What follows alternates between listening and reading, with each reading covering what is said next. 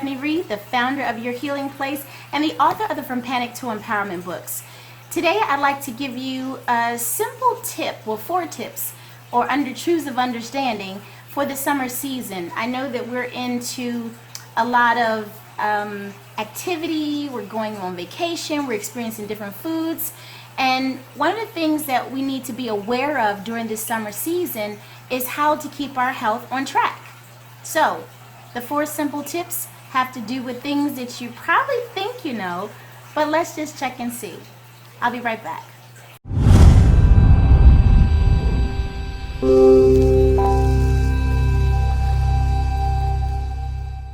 Okay, I'm back. So let's get started. The 4 things that I wanted to bring to your attention for this summer season to stay healthy are very simple. You might have not heard them in this way before, but I wanted to kind of like bump up your educational game a little bit. And so the first thing we want to talk about is hydration. It is so critical that you maintain your sense of hydration. And I'm not talking about soda and beer and wine, all the other things that you can possibly consume in the form of a liquid. I'm actually talking about water. Now, most people say, well, I do drink water, but yada, yada, yada. The truth is, if you're not drinking at least half your body weight in ounces in water, you're not getting enough. So if you weigh 100 pounds, you should be drinking 50 ounces of water. And so whatever you weigh, take that weight and break it in half. And what's water?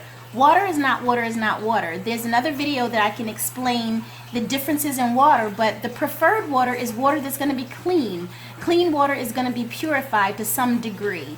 You have different filtration systems, you have water bottle filters, you have purified drinking water in your supermarket. What you should be looking for is water that is purified. The purification that the water goes through, the cleaner it is. So how do you know if your water is clean? Well, there's a lot of different ways to tell. I haven't gotten into reviewing any products, so I'm going to leave that on the table for you to discover. However, I just want you to understand that hydration is critical. So what are the signs of dehydration if you're not hydrated? Dehydration will manifest in migraine headaches. Ugh, I feel one coming on. No, I don't. I drank at least my 64 ounces of water half of the day so far. So dehydration can manifest in a headache. It can manifest in dry stools. You're not being able to go to the bathroom consistently. It can manifest in dry skin because guess what?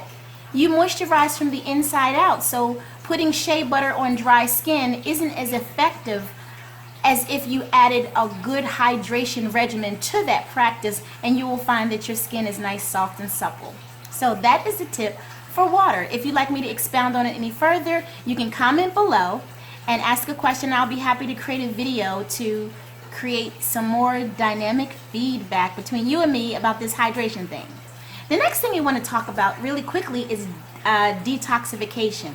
Now, let me clarify. Detoxification is not about how much you poop.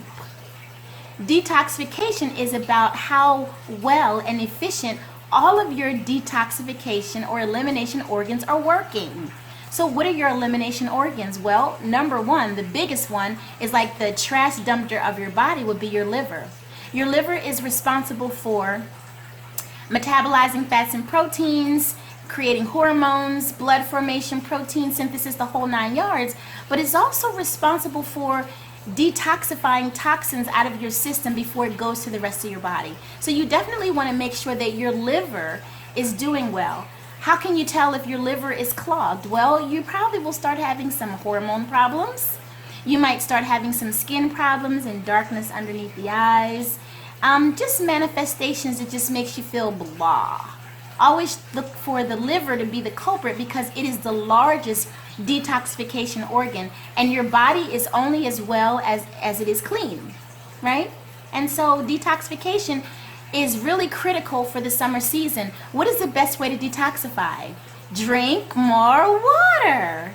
So you can go over your half your body weight experience because you're going to be sweating things out, you're going to be needing the extra water because there's moisture in the air, and you're doing a whole bunch of stuff that you're not doing in the wintertime. So it's critical to get enough water to facilitate that detoxification process. The next tip is satiety. What is satiety? Satiety is your ability to feel satisfied with the meals that you eat. Now, the summer season, or any season actually, is fair game for us to go crazy on all kinds of dietary stuff. I've been traveling all over the world and I've been experiencing a lot of different foods, and I recognize that sometimes when I eat, even though my plate seems full, maybe an hour later I'm still hungry. Yeah, I admit it, I get hungry. Well, let's look at why we get hungry. Where does the satiety factor happen?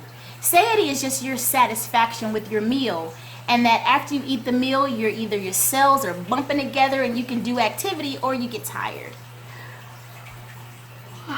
Well, no, I'm not tired right now and I haven't eaten yet. I'm in kind of like a 16-day fasting period, 16-hour fasting period. I'm on a intermittent fasting period, but that's another video. However, when you're satisfied, you will have energy to do whatever it is you need to do to get your day going. But when you're not satisfied, there's a few things I want you to be aware of.